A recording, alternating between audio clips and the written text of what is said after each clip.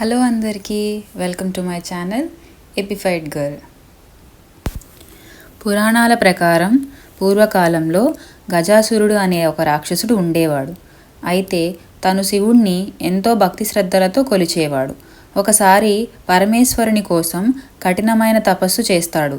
తన తపస్సు మెచ్చిన పరమేశ్వరుడు ఏం కావాలో కోరుకోమంటాడు. అప్పుడు ఆ రాక్షసుడు తన దుర్బుద్ధిని బయట పెట్టుకుంటాడు. సాక్షాత్తు ఆ పరమేశ్వరుని తన ఉదరంలో ఉండిపోవాలని కోరుకుంటాడు. అందుకే శివుడు కూడా ఒప్పుకుంటాడు. కొన్ని రోజులు గడిచిన తర్వాత పార్వతీదేవికి ఈ విషయం తెలుస్తుంది. అప్పుడు శ్రీ విష్ణుమూర్తిని సహాయం కోరగా తను బ్రహ్మదేవుని సాయంతో నందిని తీసుకెళ్ళి గజాసురుడి ముందు ఆడిస్తారు. దీంతో తన్మయత్వం పొందిన గజాసురుడు మీకేం కావాలో కోరుకోమని అడగగా విష్ణువు శివుడిని తిరిగి ఇచ్చేయాలని కోరుతాడు. అప్పుడు సాక్షాత్తు విష్ణువే వచ్చాడని అర్థం చేసుకున్న గజాసురుడు నందీశ్వరుణ్ణి తన పొట్ట చీల్చి తీసుకెళ్ళమని చెప్తాడు. ఆ తర్వాత తన తలను లోకమంతా ఆరాధించేలా చేయాలని, తన చర్మాన్ని పరమేశ్వరుని వస్త్రంగా ధరించాలని కోరుకుని మరణించాడు. శివుడు ఓ విధంగా ఒకచోట నిలిచే భర్త కాదు, తనెప్పుడు సంచరిస్తుండేవాడు. ఆ సంచారం తనెక్కడికి తీసుకెళ్తే అక్కడికి వెళ్ళి చాలా సుదీర్ఘకాలం పాటు అక్కడే ఉండిపోతుండేవాడు. ఆ రోజుల్లో సెల్ ఫోన్లు, ఈమెయిల్లు ఉండేవి కాదు. కాబట్టి ఆయన దూరంగా వెళ్ళినప్పుడు పార్వతీదేవికి అతన్ని సంప్రదించేందుకు ఎటువంటి మాధ్యమం ఉండేది కాదు. తనలో ఒంటరితనం పెరుగుతుంది. ఆ ఒంటరితనం వల్ల, తన కోరిక ఇంకా తనలోని మాతృభావన వల్ల తను ఓ బిడ్డను సృష్టించి ప్రాణం పోయాలని నిర్ణయించుకుంటుంది. తన శరీరంపై ఉన్న గంధాన్ని తీసి అక్కడి మన్నుతో కలిపి ఓ బిడ్డ రూపంలో చేసి దానికి ప్రాణం పోస్తుంది. వినడానికి ఇది వాస్తవంగా జరిగే విషయం కాదని అనిపించవచ్చు, కానీ నేటి సైన్స్ అచ్చం ఇదే భాష మాట్లాడుతుంది.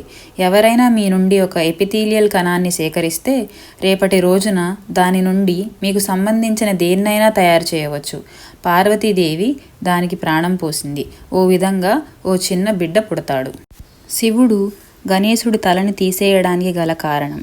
కొన్నేళ్ల తర్వాత ఈ పిల్లాడికి సుమారు 10 ఏళ్ళు వయసున్నప్పుడు శివుడు తన గణాలతో పాటు తిరిగొస్తాడు.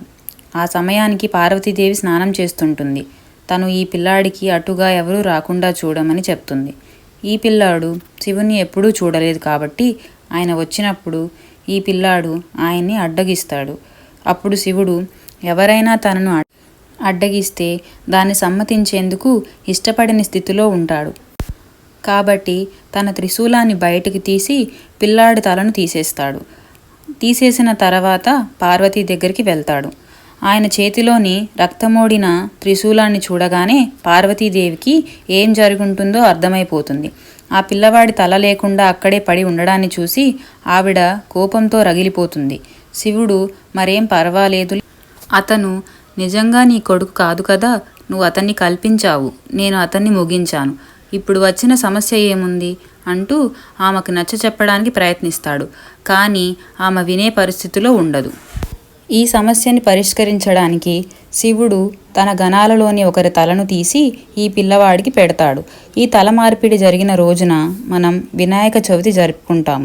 గణాల నాయకుడి తలను తీసి ఈ పిల్లాడికి పెట్టాడు కాబట్టి ఆయన ఇప్పటి నుండి నువ్వు గణపతివే, నువ్వే గణాల నాయకుడివి అని అంటారు.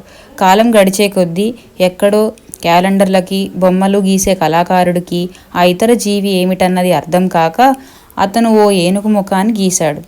గణాలకు అవయవాలుంటాయి కానీ ఎముకలుండవు అని సాంప్రదాయంలో చెబుతూ ఉంటారు. ఈ సంస్కృతిలో ఎముకల్లేని అవయవం అంటే అది ఏనుగు తొండమే కాబట్టి ఆ కళాకారుడు దాన్ని ఓ ఏనుగు తలలా చిత్రీకరించారు. మానస సరోవర తీరంలో ఏనుగులు కనపడే అవకాశమే లేదు. ఎందుకంటే వాటికి అది అనువైన నివాసం కాదు. అక్కడ ఏనుగులు నివసించేందుకు తగినంత వృక్ష సంపద ఉండదు. అందువల్ల శివుడు ఏనుగుల తలలను నరుకుతూ తిరిగే అవకాశం లేదు. అందుకే ఆయన్ని గణేశుడు, గణపతి, వినాయకుడు ఇలా ఎన్నో అంటారు కానీ ఆయన్ని గజపతి అనలేదు. కొన్ని వేల ఏళ్లుగా వినాయక చవితి సజీవంగానే ఉంది. అలాగే భారతదేశంలో అత్యంత ప్రసిద్ధమైన దేవుళ్లలో, ఇంకా భారతదేశం నుండి ఇతర చోట్లకు చేరిన దేవుళ్లలో గణపతి ఒక్కరు. ఆయనకి ఎన్నో రూపాలు, ఇంకా ఎన్నో భంగిమలు వచ్చాయి. అలాగే ఆయన విద్యాదేవుడు కూడా. ఆయన ఓ గొప్ప పండితుడు అంటారు. అయినా పాండిత్య సామర్థ్యాలను తెలపడం కోసం ఆయన ఎప్పుడూ ఓ పుస్తకము ఇంకా పెన్నుతో ఉన్నట్టు చూపిస్తారు. ఆయన పాండిత్యము ఇంకా మేధస్సు సాధారణ మానవ సామర్థ్యాలకు అతీతమైనది. కొన్ని రోజుల తర్వాత దేవతలందరూ పార్వతీ పరమేశ్వరుల దగ్గరికి వెళ్ళి విఘ్నాలు రాకుండా ఉండేందుకు ఒకరిని కొలిచేందుకు అవకాశం ఇవ్వమని కోరుతారు. అదే సమయంలో విఘ్ననాయకుని పదవి కోసం గణేశుడు, కుమారస్వామి ఇద్దరు పోటీ పడతారు. ముల్లోకాలలోని పుణ్య నదులన్నిట్లోనూ స్నానం చేసి ముందుగా వచ్చిన వారే ఈ పదవి చేపడతారని చెప్పగా వెంటనే కుమారస్వామి తన నెమలి ఎక్కి ప్రయాణం ప్రారంభించాడు. వినాయకుడు మాత్రం నా బలం బలహీనతలు తెలిసి మీరు ఇలాంటి పోటీ పెట్టడం సబబేనా అని అడగ్గా అప్పుడు శివుడు వినాయకుడి ఉపదేశం చేశాడు. ఓ మంత్రాన్ని వివరించి తల్లిదండ్రుల చుట్టూ 3 ప్రదక్షిణలు చేసి దాన్ని పఠించమని చెబుతాడు.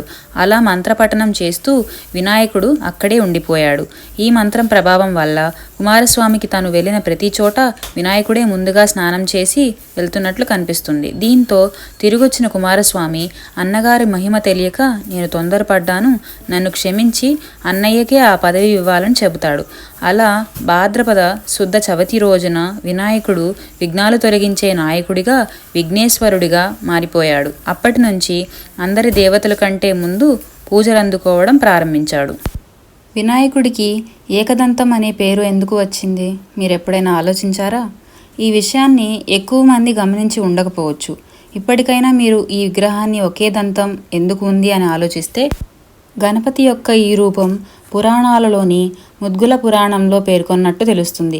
ఏకదంతం అంటే ఒకే పన్ను అని అర్థం. ఏకదంత వినాయకుడి 32 రూపాలలో మదాసురుని నిర్మూలించడానికి ధరించాడు. వినాయకుడి ఏకదంత రూప పుట్టుకపై కొన్ని ప్రసిద్ధి పురాణ కథలు ఉన్నాయి. పద్మపురాణం ప్రకారం ఒకసారి శివుణ్ణి పరమభక్తుడైన పరశురాముడు హిందూ పురాణాలలో కోపానికి పేరుగాంచాడు. అందువల్ల వినాయకుడు అతనిని ద్వారం వద్ద ఆపగానే పరశురాముడు కోపంతో తన దండంతో దాడికి దిగాడు. ఆ గొడ్డలిని చూసి వినాయకుడు ఇది శివుడు పరశురామునికి బహుమతిగా ఇచ్చిందని గ్రహించాడు. అందువల్ల అతను ఆ దాడిని ఆపి తన ఏకదంతంతో ఆ గొడ్డలిని ముక్కలు చేశాడు. అందువల్ల వినాయకుడికి ఏకదంతుడు అనే పేరు వచ్చింది. తర్వాత పరశురాముడు తన తప్పును తెలుసుకొని శివపార్వతులకు వినాయకుడిని మన్నించమని కోరాడు. ఇలాగే ఏకదంతుడి మీద మరో పురాణం కూడా ఉంది. ఒకసారి వినాయకుడు ఒక విందుకు వెళ్ళి వస్తుండగా అతను అనేక లడ్లను, మోదకాలను సేవించాడు. అతను పర్వతం నుండి తిరిగి వస్తుండగా క్రౌంచ అనే పేరు గల ఎలుక, పాము ఆ దారిలో వచ్చాయి. పామును చూసి ఎలుక వినాయకుడి వద్ద ఆగి పారిపోయింది. దీని ఫలితంగా వినాయకుడి పొట్ట పగిలి తెరుచుకుంది. అన్ని లడ్లు బయటికి వచ్చాయి. కానీ వినాయకుడు వాటిని అన్నిటినీ పోగు చేసి తిరిగి అతని పొట్టలోకి తీసుకున్నాడు. తరువాత ఆయన ఆ పామును తన పొట్ట చుట్టూ గట్టిగా చుట్టి పట్టుకున్నాడు. ఈ సంఘటన చూసి చంద్రుడు పెద్దగా నవ్వాడు. చంద్రుడు నవ్వడం చూసి వినాయకుడికి కోపం వచ్చింది. అందువల్ల ఆయన తన ఒక దంతాన్ని విరిచి చంద్రుని మీదకి ఎప్పటికీ పూర్తిగా ప్రకాశించలేవని నిందించాడు. తర్వాత చంద్రుడు క్షమాపణ కోరాడు. వినాయకుడు చంద్రుడి నుండి శాపాన్ని తొలగించాడు. అందువలన ఈ కారణంగా వినాయకుడు ఏకదంతుడిగా ప్రసిద్ధి చెందాడు. ఈ సంఘటన కారణంగా ప్రజలు వినాయక చవితి రోజున రాత్రిపూట చంద్రుడిని చూడడానికి నిరాకరిస్తారు. ఇది ఫ్రెండ్స్, నాకు తెలిసిన నాలెడ్జ్ని మీతో షేర్ చేసుకున్నాను. మీకు కనుక ఈ వీడియో నచ్చినట్లయితే please do like, share and comment. Thanks for watching. మీలో ఎంతమందికి వినాయక చవితి అంటే ఇష్టం? Please do comment.